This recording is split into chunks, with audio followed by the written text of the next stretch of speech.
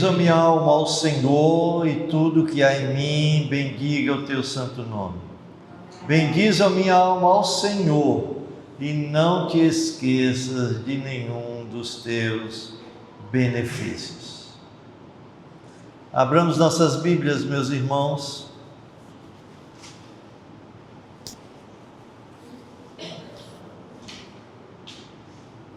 No livro do profeta Jonas.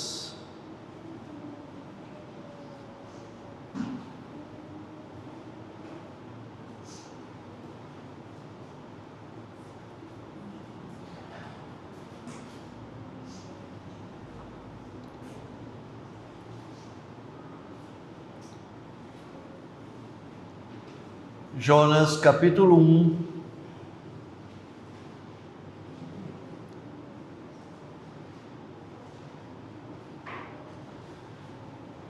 Eu vou ler os versículos de 1 a 3 e os irmãos vão acompanhar a leitura. E antes da leitura, eu quero dar o título da mensagem. Eu gostaria que você prestasse bem atenção ao título da mensagem. E o título da mensagem é o seguinte: Fuga inútil. Fuga inútil. Este é o título da mensagem. Duas palavras: fuga inútil. Acompanhe a leitura.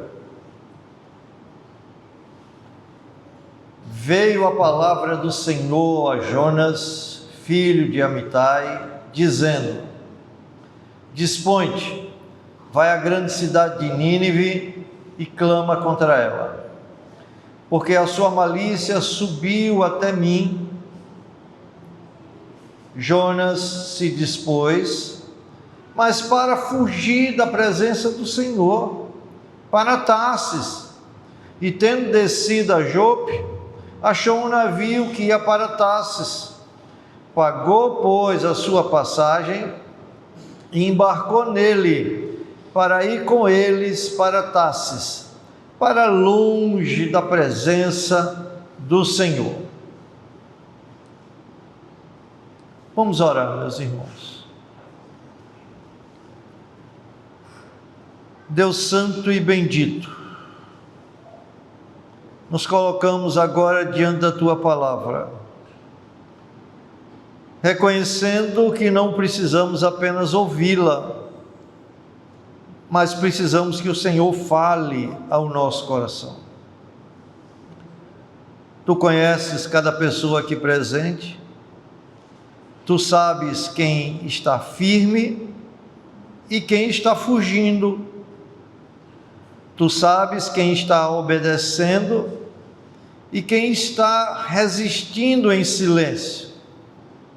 Por isso clamamos: Senhor, tem misericórdia de nós. Que a Tua palavra nesta manhã venha com poder, não apenas aos nossos ouvidos, mas à nossa consciência. Que ela nos desperte, nos confronte, nos quebre e nos traga de volta para o centro da Tua vontade. Guarda-me, Senhor, de expor a Tua palavra indevidamente. Livra-me de falar aquilo que não vem de Ti e concede-me fidelidade para anunciar somente aquilo que vem do alto, e que ao final ninguém saia daqui como entrou, mas todos sejamos conduzidos a uma resposta sincera diante do Senhor. Assim oramos, confiados na graça do nosso Senhor e Salvador Jesus Cristo. Amém. Amém. Fuga inútil. Irmãos, há momentos na vida em que sabemos o que exatamente Deus quer de nós. Vou repetir. Há momentos na vida em que sabemos exatamente o que Deus quer de nós, mas ainda assim escolhemos ir na direção contrária. Sabemos o que precisa ser feito, sabemos o que deve ser abandonado, sabemos para onde devemos ir e mesmo assim resistimos. Então ouça, saber o que Deus quer e não fazer é o início da fuga. Saber o que Deus quer e não fazer é o início da fuga. E o mais perigoso nisso é que conseguimos continuar vivendo como se nada estivesse acontecendo. Pode ser que alguém aqui hoje esteja exatamente assim, correndo não para Deus, mas para longe de Deus. Irmãos, entendam uma coisa: fugir de Deus não começa com os pés, começa com o coração. Então ouça, a questão não é se você pode fugir, a questão é até quando você vai tentar. Vou repetir, até quando você vai tentar? E aqui surge uma pergunta inevitável: é possível fugir de Deus e dar certo? É possível fugir de Deus e dar certo? É exatamente isso que veremos na vida do profeta Jonas. A palavra do Senhor vem e não deixa dúvidas, mas Jonas se dispõe não para obedecer, mas para fugir. Deus fala diretamente com Jonas, claramente. Ele se dispõe, mas não para obedecer, e sim para fugir. E é isso que nos leva à verdade central deste texto: fugir da vontade de Deus sempre será inútil. Fugir da vontade de Deus sempre será inútil. Você pode até mudar de lugar, mas nunca sai da presença do Senhor. E é exatamente por isso que nunca termina bem. E a primeira razão porque essa fuga é inútil, a primeira razão é a seguinte: porque isso é um desafio direto ao Senhor. Isso é um desafio direto ao Senhor. Lembra o título da mensagem? Fuga inútil. E essa aqui é a primeira razão porque essa fuga é inútil, porque é um desafio direto ao Senhor. Veja o que diz o versículo 3 aí do capítulo 1, só a parte A. Diz assim: Jonas se dispôs, mas para fugir da presença do Senhor, para Tarsis. Percebam isso. Jonas, Deus falou com ele, dizendo que ele devia ir a Nínive, pregar a palavra, e o texto diz: Jonas se dispôs. Se a gente parasse aqui, que maravilha, mas ele se dispôs na direção errada. Nínive está numa direção, Tarsis está em outra. Então ouça e grave: desobedecer a Deus nunca é fraqueza, é decisão. Jonas não ignora a palavra de Deus, ele reage contra ela. Então ouça bem o que eu vou te dizer agora. A rebelião não grita, muitas vezes ela se recusa a obedecer. Em lugar de ir para Nínive e clamar contra ela, como o Senhor ordenou, Deus quer que Jonas se coloque como um profeta, proclamando a palavra de Deus contra a nação impiedosa de Nínive. Mas Jonas rebela-se e vai para Tarsis, fugindo da presença do Senhor. Jonas foge do seu chamado, ele é um profeta do Senhor. Eu pergunto: será que Jonas não conhecia a grandeza e a majestade daquele que o enviou a Nínive para desafiá-lo dessa forma, tão destemidamente? Será que ele não conhecia a grandeza e a majestade desse Deus que ordenou que ele fosse a Nínive para desafiá-lo tão desaforadamente, tão destemidamente? E a resposta é: Jonas conhecia sim a grandeza desse Deus. Quando Jonas, mais adiante, será questionado pelos marinheiros, que eram marinheiros pagãos, e os marinheiros perguntam quem ele era e de onde viera. E você sabe qual é a resposta que Jonas dá? Está aí no versículo 9 do capítulo 1. Olha a resposta.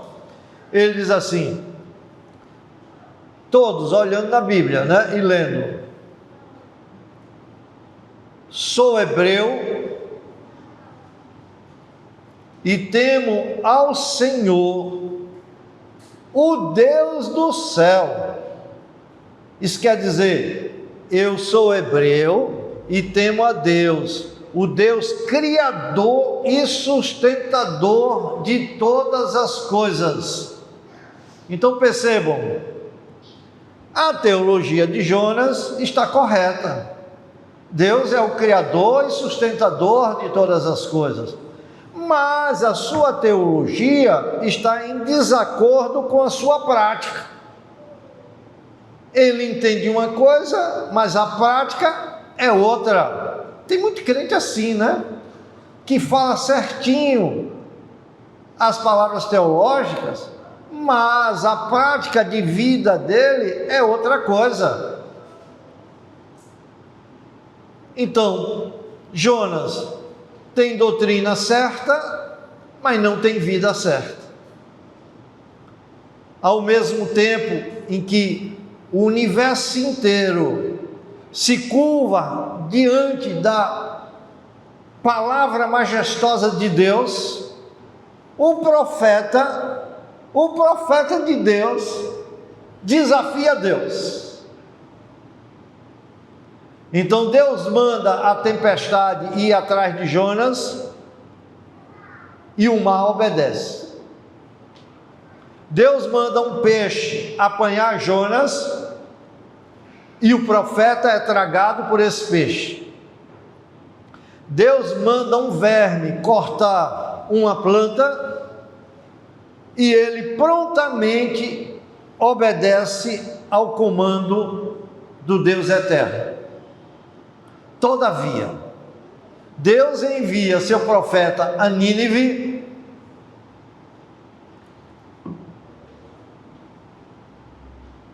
e ele se dispõe, mas para fugir para longe da face do Senhor. Se dispõe, mas para fugir para longe da face do Senhor. E é aqui, meus irmãos, que começamos a ver um contraste inevitável. Jonas ouve a voz de Deus e foge. Cristo ouve a vontade do Pai e se entrega. Olha a diferença. Jonas diz não. Cristo diz: eis-me aqui para fazer a tua vontade. Jonas corre de Deus. Cristo vai ao encontro de pecadores que fugiam de Deus. Jonas não tem intenção alguma de obedecer à instrução de Deus. O destino de sua escolha é a cidade de Tarsis. Aí agora eu faço uma pergunta. Você não está curioso para saber por que Jonas decidiu ir para Tarsis? A resposta é: porque Tarsis, naquela época, ficava na região mais remota do planeta, cerca de 4.000 quilômetros de distância da cidade de Jope, cidade onde Jonas embarcou. Então ele embarca para uma viagem de 4.000 quilômetros pelo mar. Para você ter uma ideia, Tarsis era o último e o mais longínquo lugar conhecido, onde os navios fenícios podiam conduzir Jonas. A viagem para lá durava pelo menos um ano. Era o fim da linha, era o fim do mundo. Percebam a ironia. Percebam a ironia.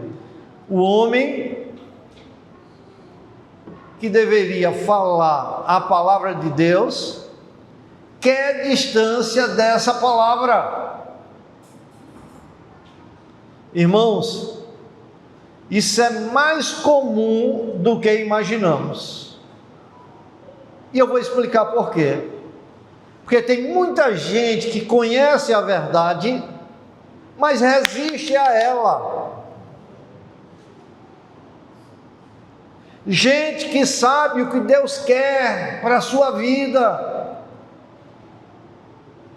mas escolhe não obedecer. E Jonas não quer apenas desobedecer, ele quer se afastar o máximo possível da vontade de Deus. Olha, mas isso não acontece só com Jonas, isso acontece com todo o desobediente. Ele quer se afastar o máximo possível da vontade de Deus. Mas, irmãos, aprendam isso. Eu queria que os irmãos se aquietassem. Quem foge de Deus nunca foge de Deus. Deu para gravar? Deu para entender? Quem foge de Deus nunca foge de Deus. Ou melhor dizendo, quem pensa que foge de Deus, nunca foge de Deus. No Salmo 139, no versículo 7, o salmista pergunta: para onde me ausentarei do teu espírito? Para onde fugirei da tua face? Então você pode mudar de lugar, mudar de cidade, mas nunca sai da presença do Senhor. Não existe fuga do Deus onipresente. Fugir de Deus é desafiar o único de quem depende a sua própria existência. Que afronta! A minha vida depende dele. Eu sei o que ele quer de mim. Ele tem me chamado a fazer algo ou para algo, mas eu fujo da vontade dele. Desafiar o único de quem depende a sua própria existência é dizer: eu sei o que Deus quer, mas eu prefiro o meu caminho. Você sabe o que é isso? Isso é tentar ocupar o lugar de Deus. Você querer ser dono da sua própria vida. Isso é desobediência. E toda desobediência, no fundo, é uma disputa de autoridade.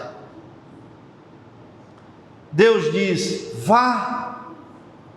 E o homem responde: não. Não.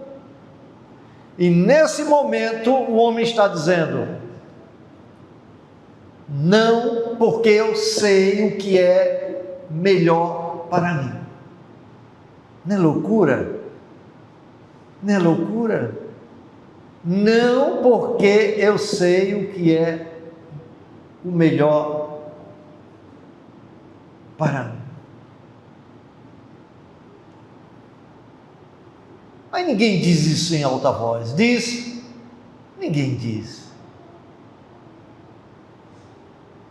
Porque até para o rebelde,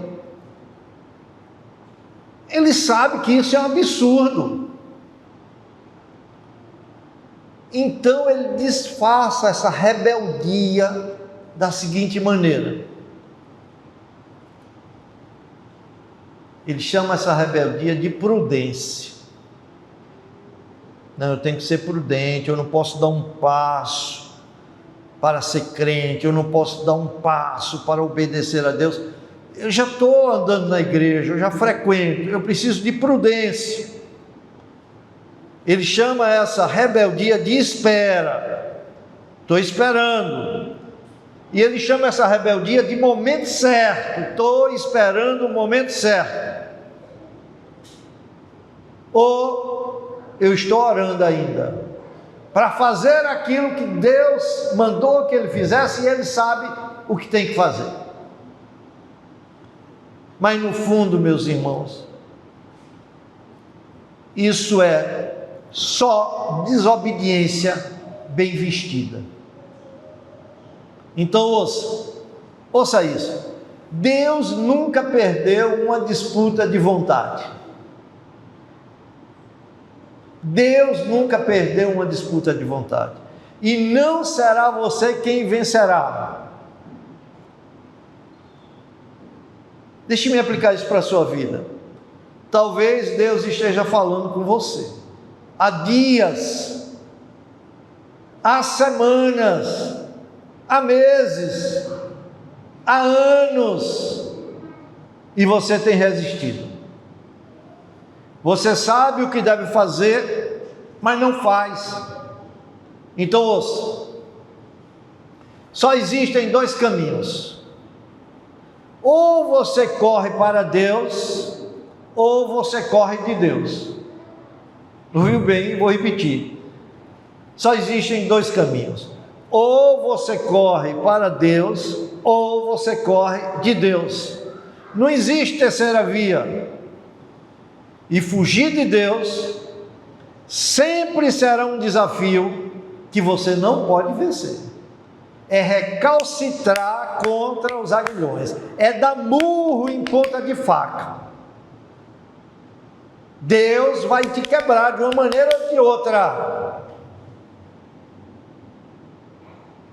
E quando alguém insiste nesse caminho, não fica como está, sempre piora. Por isso, essa fuga é inútil. Inútil, em segundo lugar, porque leva à ruína do desobediente. Leva à ruína do desobediente. Leva à ruína do desobediente. Veja o versículo 3, parte B.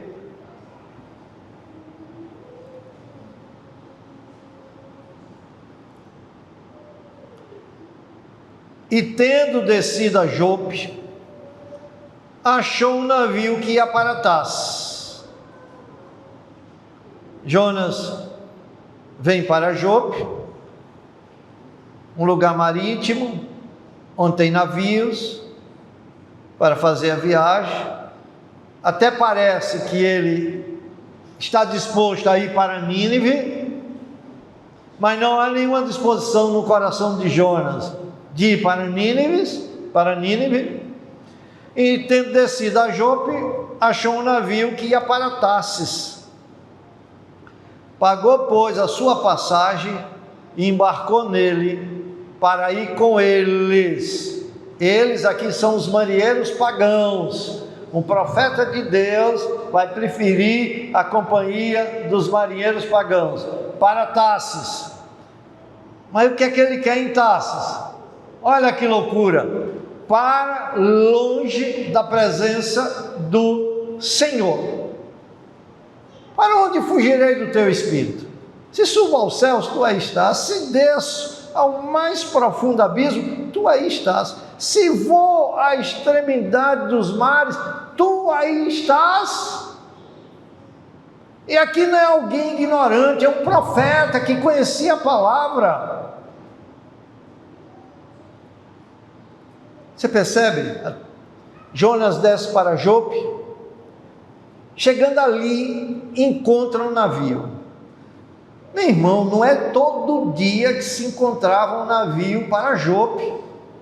A viagem para lá durava um ano. Talvez de 6 em 6 meses você encontrava uma oportunidade dessa, de um navio pronto a zarpar para Jope.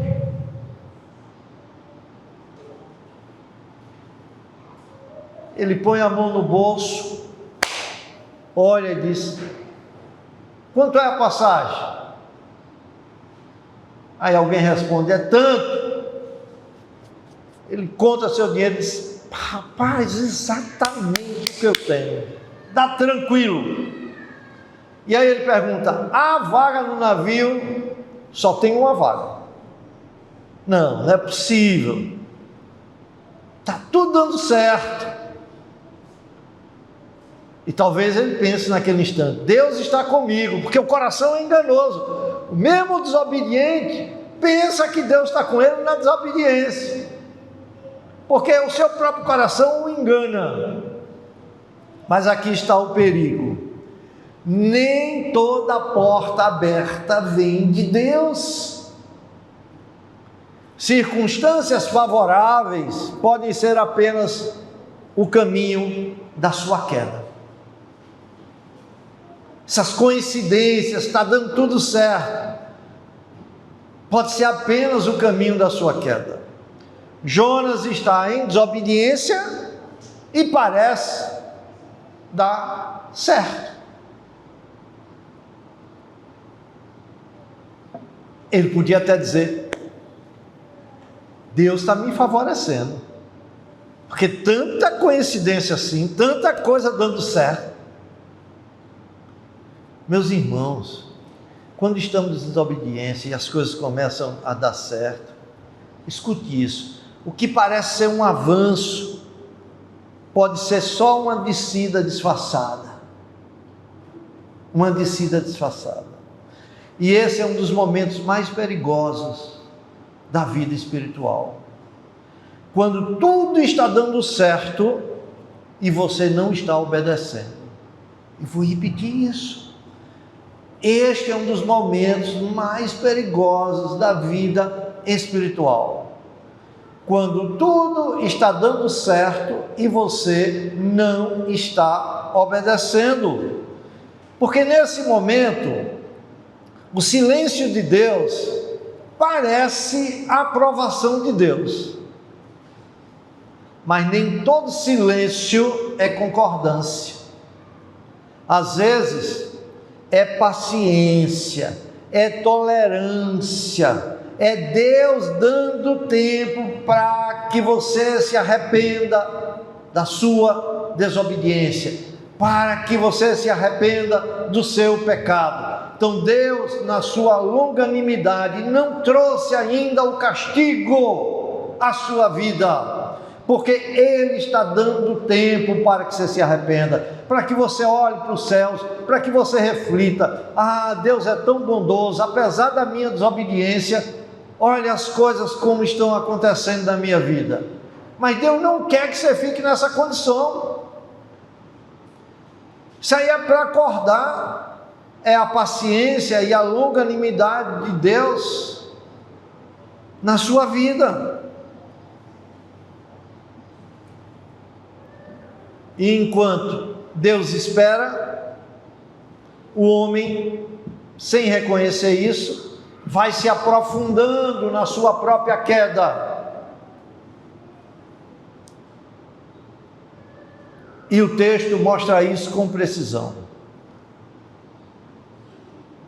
Meus irmãos, Jonas só está descendo. Ouviu bem? Primeiro ele sai da sua cidade e desce para Jope. De Jope ele compra a passagem e desce para o navio. Do navio ele desce para o porão. Do porão ele vai descer para o mar, porque ele será jogado no mar. Do mar ele vai descer para o ventre do peixe. Vocês conhecem essa história de Jonas? Toda criança aqui conhece, todos conhecem. E quanto mais Jonas desce,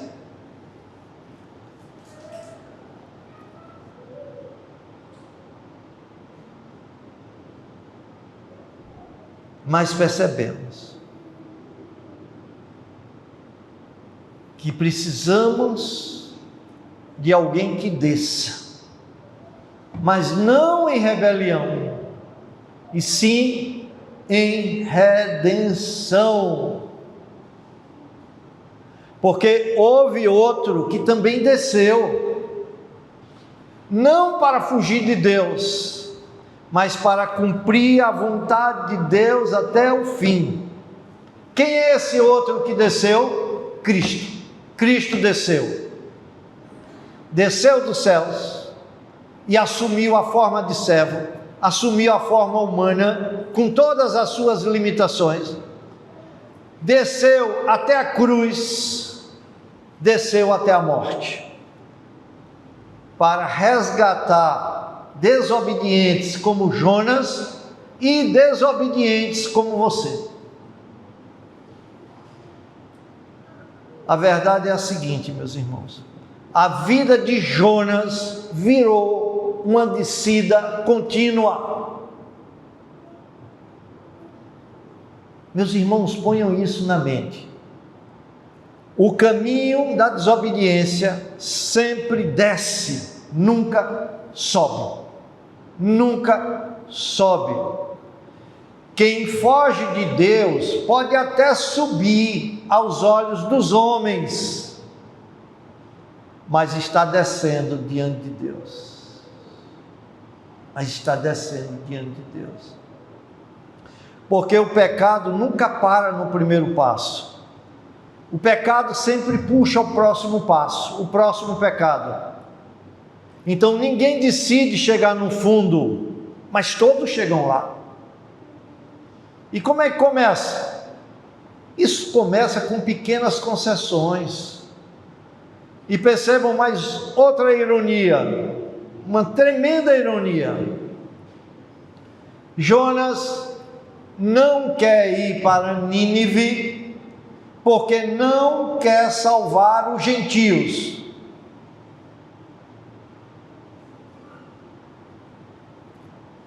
Mas agora Jonas depende dos gentios para fugir.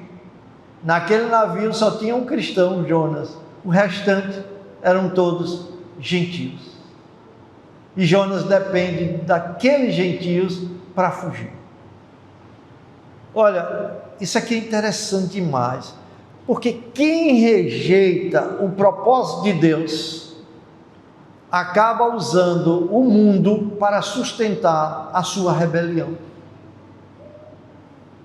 Deixa eu fazer uma aplicação profunda para a sua vida. Talvez sua vida hoje esteja, vou botar aspas assim, esteja funcionando. Não, minha vida está tudo certo, pastor, minha vida está funcionando. Mas no fundo, você sabe, a vida que você tem vivido não é uma vida de obediência a Deus. Não é uma vida de obediência a Deus. Agora eu preciso te dizer uma coisa: quem foge da vontade de Deus nunca fica no mesmo lugar. Sempre piora, sempre piora. O caminho da fuga não é estável, é descendente, é sempre descendo. E se você não parar, você vai chegar ao fundo do poço. Vai chegar ao fundo do poço.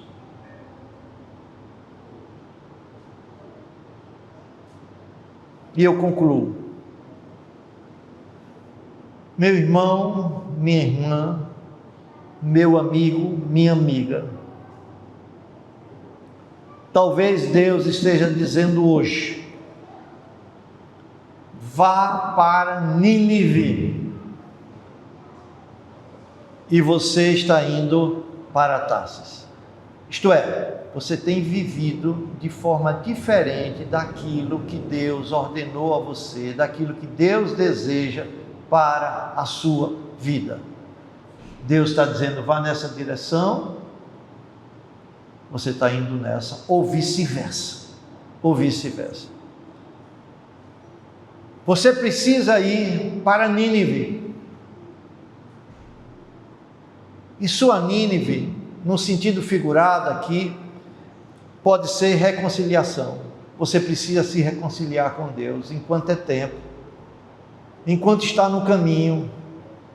O que é a sua vida? É nada.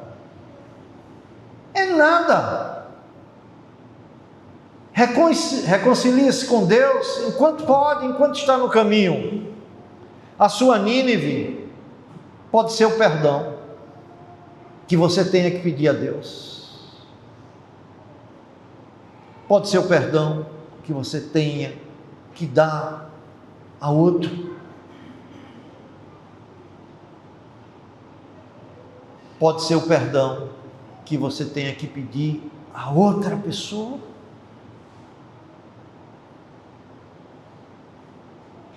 A sua Nínive pode ser obediência. Você está vivendo deliberadamente em desobediência, vivendo para si mesmo, como se fosse o Senhor da sua própria vida. Tão frágil. Você é mais frágil diante de Deus do que uma teia de aranha. Você acordou hoje e respirou porque Deus te concedeu isso. A sua Nínive pode ser a renúncia. Você não quer renunciar e Deus está mandando você renunciar. Há um chamado que Deus está dando para você: ir ou ficar, eu não sei, Você sabe o que Deus está lhe chamando. Você sabe exatamente o que é. Então ouça, não fuja. Fugir de Deus nunca resolve. Há quantos anos você está fugindo de Deus? Há quanto tempo você está fugindo de Deus? Com receio de entregar-se totalmente a Deus, de servir a esse Deus que é Senhor da sua vida, que lhe supre de todas as coisas. Mas eu quero te dizer uma coisa: fugir de Deus nunca resolverá. Você pode até tentar, mas no tempo certo, Deus envia uma tempestade, como enviou uma tempestade no navio de Jonas. Por que Deus faz isso? Porque Deus ama demais para deixar você fugir em paz.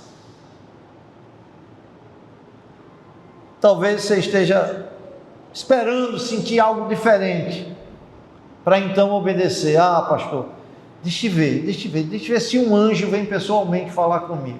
Deixa eu ver se eu sinto algo assim extraordinário no meu ser para que eu possa obedecer. E você sabe o que tem que fazer.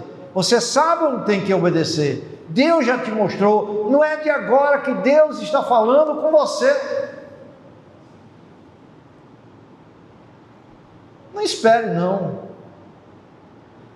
sentir algo extraordinário para obedecer. Obedecer não é resultado de sentir, é decisão de confiar. É decisão de confiar. Você não precisa entender tudo para começar a obedecer. Olha o paralelo aqui.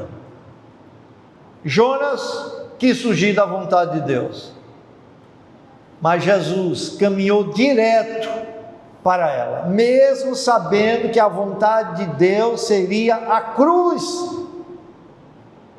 Mas ele entendia que era a melhor coisa para a vida dele. Jonas correu da missão. Cristo abraçou a cruz. Quando as pessoas diziam: desce da cruz, desce da cruz, ele se manteve firme ali na cruz. Cristo abraçou a cruz. Jonas tentou salvar a si mesmo. Cristo se entregou para salvar pecadores. E aqui está a esperança do Evangelho. Deus não salva quem nunca fugiu. Ouviu bem? Eu tenho que dizer isso mais uma vez. Aqui está a esperança do Evangelho. Deus não salva quem nunca fugiu. Deus salva fugitivos. Deus salva fugitivos. Porque Cristo veio exatamente para isso, para buscar e salvar o que estava perdido. E é por isso que há esperança para você. Porque a sua salvação não depende da sua obediência imperfeita, mas da obediência perfeita, ativa e completa de Cristo no seu lugar. Então hoje, ouça o meu conselho: pare de fugir, pare de resistir, pare de adiar, volte enquanto a voz ainda está clara, enquanto a graça de Deus ainda te chama. Não esqueça, o caminho da fuga termina em dor, mas o da obediência termina em glória. Não fuja, volte. Não fuja, porque você não vai conseguir. Volte, porque ainda há graça. Hoje, agora. A Deus toda a glória. Amém. Amém.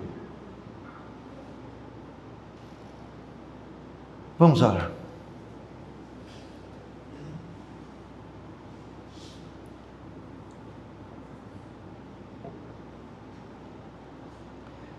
Senhor nosso Deus, damos-te graças pela tua palavra, que é viva, poderosa e fiel.